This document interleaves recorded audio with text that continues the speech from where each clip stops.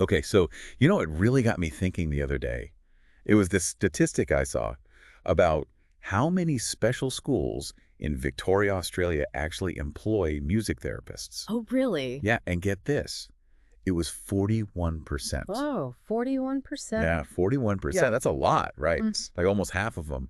And it just really made me wonder, what exactly are these arts therapies doing in our schools? Like, what Mhm. kind of impact are they having on the kids? And you know what?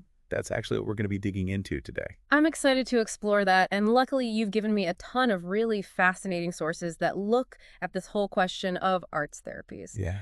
Music, art, drama, dance movement, psychotherapy even, Oh, yeah, man. in school settings. Right. So as always, we're going to try and pull out the most important insights, Right. really focus on what the research shows and how it all actually works in the real world. Exactly. So we want to make this practical for everyone listening. So looking at what you've shared with me, it seems like we're going to be unpacking several key areas. First up, we'll be looking at the different types of arts therapies that are being used in schools. Makes sense. And then we'll touch on some of the challenges of taking those traditional therapy models and bringing them into a school environment. Yeah, that's a big one. Huge, right? And then, of course, we've got to delve into the evidence for how effective these therapies really are, Of course. both in terms of, those concrete, measurable outcomes, Mm-hmm. but also those personal experiences, Yeah, for sure. because both are important. We'll also be looking at some specific examples of how these therapies are making a real difference for students, Definitely. especially those who might be facing different kinds of challenges. So we're talking about students with behavioral issues, those on the autism spectrum, Mm-hmm. kids with conditions like Rett syndrome, Right. even those who have experienced trauma or just feel really disconnected from school. Such important areas to address. So many different needs, and it looks like these therapies are being used in such diverse ways. They really are. And another key point we need to consider is how these practices are adapted to the school context. Yes, Hmm. because it's not the same as private practice. Not at all. Yeah. It's not just a matter of, plopping a therapist from a clinic into a classroom and hoping for the best.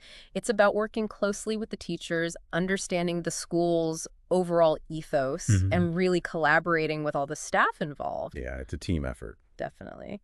And we should also touch on how the whole concept of evidence Ooh, yeah, that's a big one. is evolving within the field of arts therapies itself. Because it's not always cut and dry, is it? Not at all. So, okay, big picture here. What's the mission for this deep dive? I think we want to give our listeners a really clear and insightful understanding of all the different ways arts therapies are being used in schools, I like that. and explore the evidence that supports their role in addressing students' emotional and social needs, Yes. even their learning needs. Absolutely. I think that sums it up perfectly. Awesome.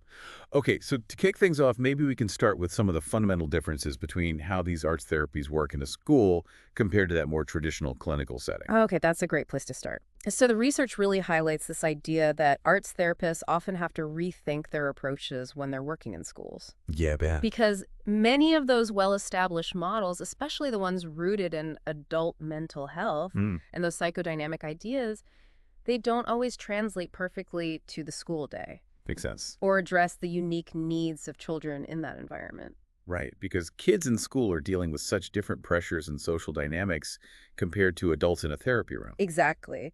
And what's interesting is that the research suggests that arts therapists in schools tend to lean more towards humanistic ideas. Okay, interesting. This framework emphasizes personal growth, the individual's ability to direct themselves, Yeah. and that inherent potential we all have.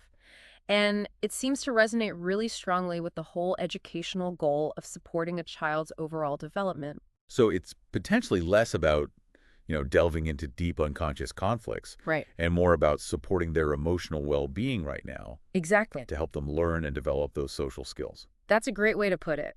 Because in most schools, addressing emotional and social needs isn't seen as separate from academics. Right. It's actually the foundation for learning. Makes sense. It helps students develop those crucial skills and achieve those educational outcomes that we're all looking for. So it's all connected. It really is.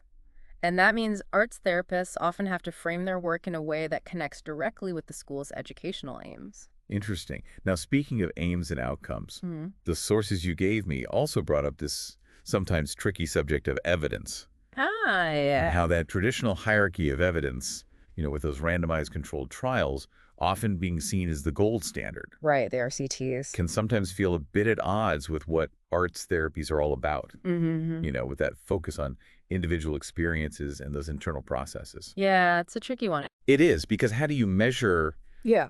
a child's emotional experience or their creative process in therapy? Right. It's not always a straightforward thing to quantify. Exactly. And traditional research methods often prioritize observable and measurable behavioral changes, Hmm. but arts therapies place a huge value on that internal world of the client, Absolutely. which isn't always easy to measure with those traditional tools. So how does the field navigate that tension? That's the big question. Is it just a case of saying, well, our kind of evidence looks different? Well, it's not quite that simple. Yeah. There's a growing and really important movement that's advocating for a much broader understanding of what counts as evidence. Okay, like that. One that really values qualitative and arts-based information Hmm. alongside that more traditional quantitative data. So it's about embracing both. It is, and even the Cochrane collaboration, Oh, really? which is known for its rigorous systematic reviews. Yeah, they're the gold standard. They now have a qualitative research methods group, That's huge. and that signals a real shift towards recognizing the importance of different ways of knowing and understanding. That's encouraging to hear. So things like in-depth case studies and actually listening to the students' own perspectives, That's right. those are starting to carry more weight. They are. But at the same time, the sources also highlight the practical realities. Oh, right, of course. Arts therapists often still need to engage with what can be quantified and measured. Yeah, especially when you're trying to, advocate for your role or get new programs up and running. Especially in school settings. But So there's this interesting tension yeah, between the richness of that qualitative data right. and the need for those demonstrable outcomes in an educational context. It's a balancing act, for sure. It really is. Okay, so we've talked about the different approaches and this evolving understanding of evidence, but now let's get into some specific examples of how these therapies are actually being used in schools. Let's do it. And the text you gave me had a whole section on dance movement psychotherapy. So what were some of the key things that stood out to you there? Well, dance movement psychotherapy, or DMP as it's often called, Okay. is presented as a really powerful way to address a whole range of issues within schools. And one of the examples they highlighted was its use in a violence prevention program in an elementary school. Interesting. This program called Peace Through Dance Movement Therapy I'll love that name. specifically focused on building self-control, Okay. awareness of oneself and others, and providing opportunities for creative expression through movement. That sounds amazing. So what kind of impact did it actually have? Well, I remember it mentioning some specific ways they collected data Yes. I was curious about that too. because they used a multifaceted approach. Okay. They looked at student self-reports on any aggressive incidents they had witnessed, Okay. teacher reports on student behavior in the classroom, and even the principal's log of reported incidents. Wow, so they got data from all these different angles? Exactly. And the findings from this pilot study were really promising. That's great. They actually showed statistically significant decreases in aggression and problem behaviors. Across the board. Yes. As reported by the children themselves, Wow. by their teachers, and through direct classroom observations. That's impressive. Yeah. And what about the principal's log? Well, interestingly enough, there was also a noticeable difference in the number of aggressive incidents reported to the principal Okay. for the classrooms that participated in the program Interesting. compared to those that didn't. So they were seeing a real decrease in those reported incidents. They were. That's pretty compelling. A decrease reported from multiple perspectives. Yes. Now, the text also mentioned a case study about a girl named Selena Oh, yes. who was exhibiting some really challenging behaviors. She was. So how did DMP help her specifically? Well, Selena's case really shows how DMP can address those deeper emotional and behavioral regulation issues. She was described as displaying those controlling behaviors, bullying other kids. Yeah. And she really struggled to manage her emotions in healthy ways. It can be so tough for kids at that age. It can. And her therapy involved a whole range of movement-based interventions. Okay, like what? Well, things like exercises to increase her body awareness, Okay. relaxation techniques, even incorporating story writing, Interesting. and lots of those dance play activities, often using music as a support. So it was a very holistic approach. It was engaging her on all these different levels. Yeah. And what were the eventual outcomes for Selena? Like, did they see any improvements? Well, over time, she showed some really significant improvements in how she managed those social and emotional interactions, Okay. while her teachers still noted that she could be bossy. Ah, so some things stayed the same. It kind of evolved into a more positive, magnetic leader I quality, love that. which is interesting. And those improvisational dance plays seem to be particularly helpful for her in exploring and processing some of that underlying emotional pain and those motivations. Yeah, because sometimes kids act out because they're hurting. Absolutely. And what's really insightful is the school principal's observation, Oh, what did they say? because they noted that the dance movement therapist really helped them understand the emotional piece behind the behavior. Ooh, that's so important. It is, and this led to a more compassionate and Yeah. ultimately more effective approach in communicating with Selena Right. and helping her develop better coping strategies. So it's about understanding that why. It is understanding that why can make all the difference. It really can. Okay, so we've talked about dance movement therapy. Mm-hmm. Now, what about drama therapy? Okay. Because the sources discussed a couple of different ways it's being used in schools. They did. And one that stood out to me was how it was used with students who were feeling disengaged. Right. Yeah, one chapter specifically looked at the Action Group Skills Intervention, What a mouthful. or AGI, Okay, EGI. which is a specific drama therapy intervention designed to try and reduce that disaffection Gotcha. in students who were displaying behavioral problems Yeah. that were really hindering their ability to engage with learning. Yeah, they just couldn't focus or participate. And the study was actually quite robust. Oh, It involved a significant number of children good. and used a randomized controlled design. Wow, so it was a pretty rigorous study. It was where they compared AGI to a standard curriculum study group. Okay, so they had a control group. They did, so they could really see the impact. And what did they find? Was this AGI effective in helping those students feel more connected? The findings were quite encouraging, actually, because they indicated that AGI was indeed more effective than the control group Okay. in reducing disaffection among these students. So it worked. It did. And what was also interesting was that the research suggested that these positive effects seemed to last. Oh, that's important. They had some staying power over time. That's what you want, right? Yeah. You do. You don't want it to be a temporary fix. Exactly. You want them to build those skills. You do. And the rigorous design of this study really gives it some weight Yeah. in terms of advocating for drama therapy Yeah. and addressing this challenge of disaffection Mhm. and contributing to what the author really interestingly called the emotional curriculum of the school. The emotional curriculum. I love that. It's a great way to think about it, right? Yeah, because it highlights that schools are about so much more than just academics. Absolutely. Now, the text also presented this case study of a boy named Tom, Oh, Tom. Yeah. who was in a student support unit. Right. And what did drama therapy offer him in that context? Well, Tom's experience really shows the potential of drama therapy to cultivate this sense of belonging to the school Okay. and a greater self-awareness in students who have really struggled within mainstream education. Yeah, he'd been through a lot, hadn't he? He had a history of exclusions and all sorts of behavioral difficulties. Yeah, it sounded tough. It did.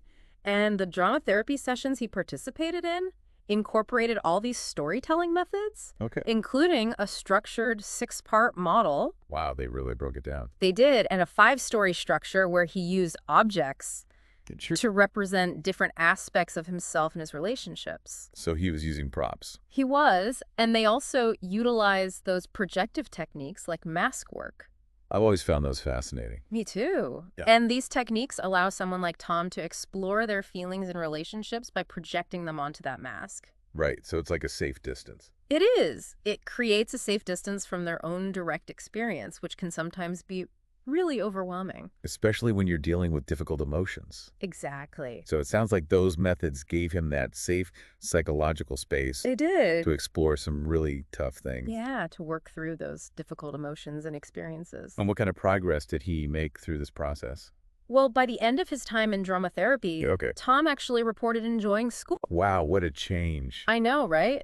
And feeling more motivated to re-engage with his lessons. That's fantastic. He felt that the therapy had helped him gain some real insights into himself and how he related to others. Okay. He actually acknowledged his past negative behaviors. That's huge. And found the projective play with those objects really helpful in clarifying how he perceived other people. Interesting. So it helped him with his relationships too. It did. There was a real sense that he was beginning to understand his own story Yeah. and his place within that school community. Yeah, like he finally fit in. Exactly. Now, there was also mention of a solution-focused brief drama therapy program in Sri Lanka, Oh, yes. which is a very different cultural context. It is. So what was the main focus there? Well, that particular program focused on conflict resolution Okay. and promoting cooperative play among a group of children and adolescents. Interesting. And even though it was designed as a brief intervention, Yeah. it demonstrated how drama therapy, guided by those solution-focused principles, could actually help children develop new social strategies Right. and address the conflicts they were experiencing, Makes sense. including those that stemmed from difficult home environments. Right, because sometimes those home issues spill over into school. They do, and the use of metaphor and dramatic enactment in this program really created a safe space for them to explore those sensitive issues. Yeah, sometimes it's easier to act things out than to talk about them directly. It is, especially for kids. And they might have felt unable to talk about them directly in their everyday lives, Right. so it was a way to give them a voice. Yeah, that makes sense. And it shows how adaptable these approaches can be. Across different cultural contexts, Yeah. with those very specific goals in mind. Absolutely. Okay.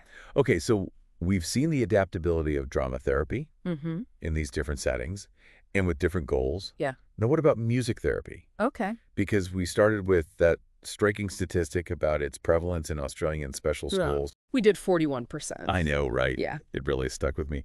So what were some of the key applications and research findings discussed in the text regarding music therapy?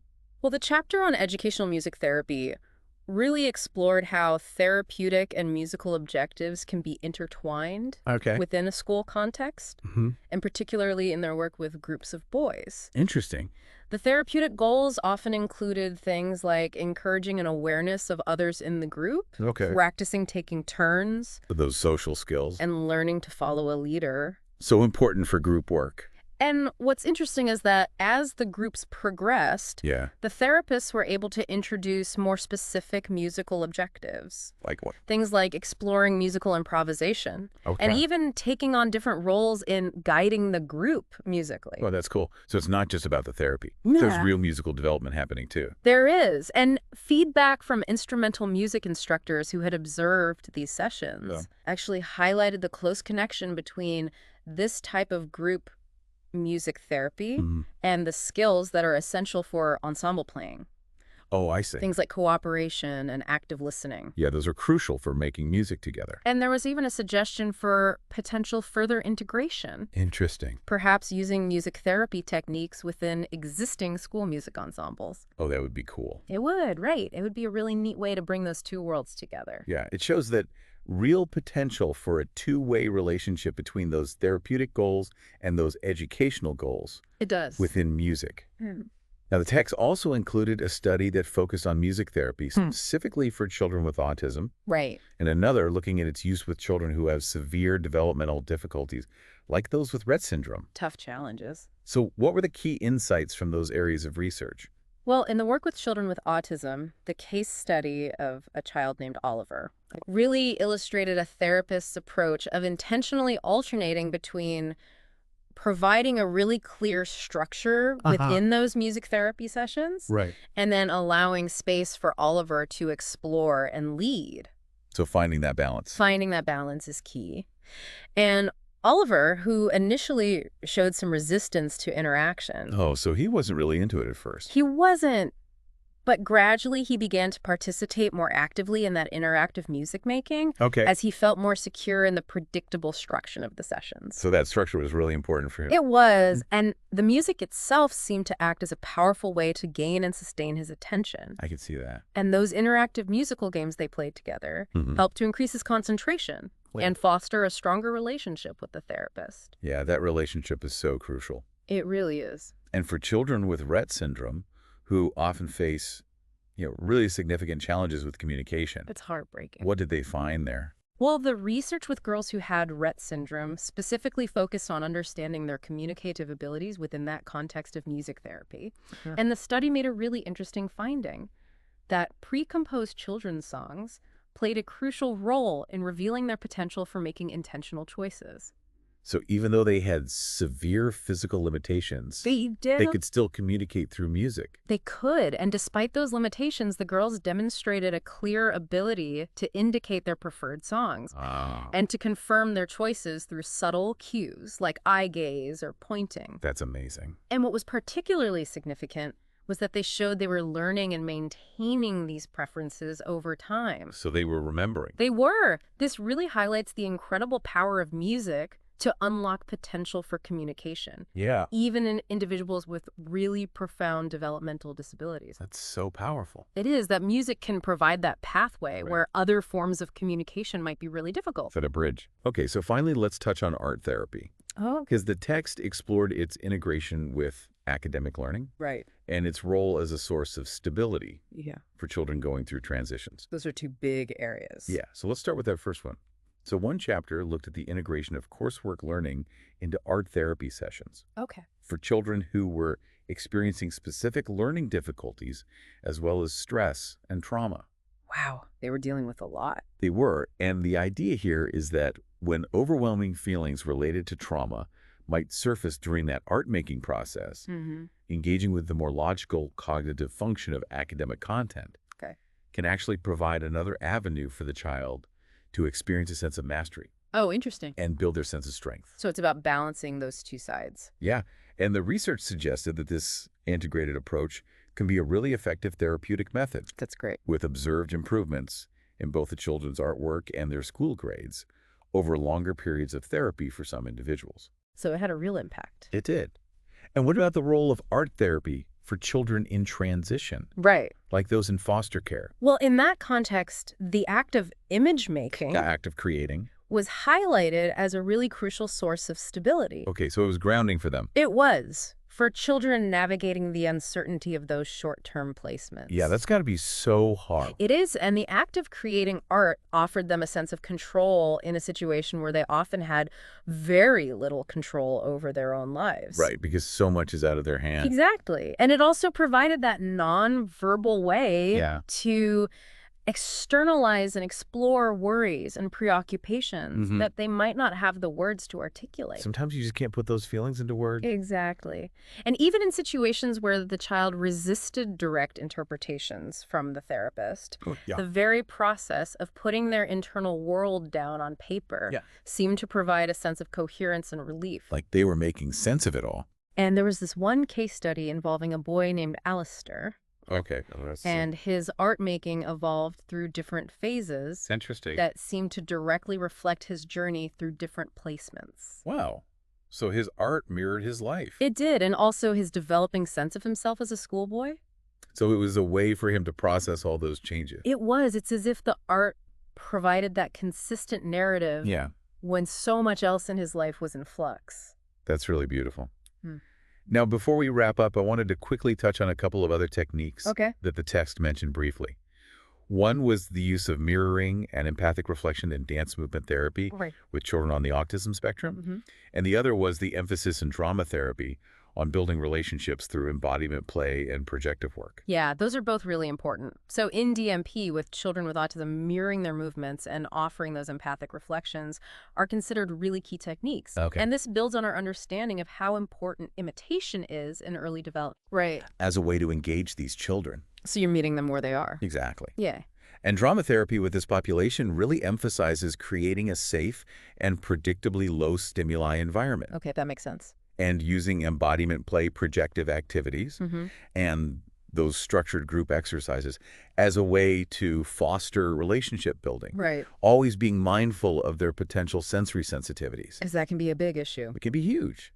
So it's all about being sensitive to their individual needs. It really sounds like arts therapies in schools are this multifaceted field, They are. requiring therapists to be incredibly adaptable, Absolutely. collaborative, and thoughtful in their approaches. Couldn't agree more. And as we've discussed, the research in this area draws on such a diverse range of methodologies, It does. which really highlights the ongoing need for that critical evaluation of evidence and continued collaboration among professionals. Yes. We've got to keep learning and refining these practices. Exactly. Okay, so just to recap for our listener. We've explored how arts therapies in schools really encompass this wide range of different disciplines Mm-hmm. and often require those significant adjustments from those traditional clinical settings, Right. often aligning more with those humanistic principles. Which we talked about earlier. Exactly. And we delved into how the very definition of evidence in this field is expanding to include that qualitative and arts-based information Mm. alongside the more traditional quantitative data. It's about embracing both. Exactly. Huh. We also looked at how dance movement psychotherapy has been successfully used for violence prevention, Yes, federal mental health promotion, Mm-hmm. and specifically to support children who are struggling with those behavioral and emotional regulation difficulties. And Selena's case was a great example of that. It was, and her story really illustrated the improvements in her social-emotional behavior. And the principal's perspective Yeah. really highlighted the importance of understanding that emotional piece Right. that's often driving those behaviors. Exactly. We also examined dramatherapy interventions. It's like That- that AGI program, Yeah. which has shown real effectiveness in reducing disaffection in students. And contributing to that emotional curriculum. Yes, that emotional curriculum. And then there was Tom, Oh, whose experience in a student support unit really highlighted the potential for fostering a stronger sense of attachment to school absolutely. and a deeper self-understanding. And those projective techniques and the power of storytelling were so key for him. They were. And then that solution-focused drama therapy in Sri Lanka In Sri Lanka. demonstrated its usefulness in conflict resolution and encouraging cooperative play. Such a great example of how adaptable it can be. It is. Yeah. And then there's music therapy, Yes, therapy. which we discussed how it's used to achieve both therapeutic goals Mm-hmm. and those musical objectives. Especially in work with children with autism. Right, often using that balance of structured and unstructured approaches. Work in that sweet spot. And then that research on children with severe developmental difficulties like those with Rett syndrome really showed us the potential of music therapy to reveal those intentional communication skills In learning abilities, that we might not have even known were there. it's incredible. It is. And finally, we explored how art therapy can be integrated with academic coursework to support children facing stress, Right. trauma, and specific learning difficulties. And giving them that outlet for nonverbal expression. Exactly, and a path to that sense of mastery. And for those looked after children navigating those transitions in their lives, Image making can be such a stabilizing force. it can. And while direct quantitative evidence for increased imagination in children with autism might be limited, Right. Tom's case studies suggested the development of imaginative capacity through facilitated art making and symbolic understanding. and we touched on the key techniques of mirroring and empathic reflection in dance movement therapy Right. for engaging children with ASD Yeah, and how drama therapy really emphasizes those relationships, through embodiment play and projective work, but always keeping in mind the need for a safe low stimuli environment. and being sensitive to their sensory needs. It's all about tailoring those approaches. It is. Mhm. And throughout all of this, the research really stresses the importance of using diverse research methods and critically evaluating the evidence. We can't just take things at face value. No, we've got to keep asking questions. Absolutely. So as you process all of this, I want you to consider this. Given these diverse applications Mhm. and this constantly evolving evidence base for arts therapies in schools, Yeah. how might these approaches be more intentionally and proactively integrated into mainstream education? Interesting question.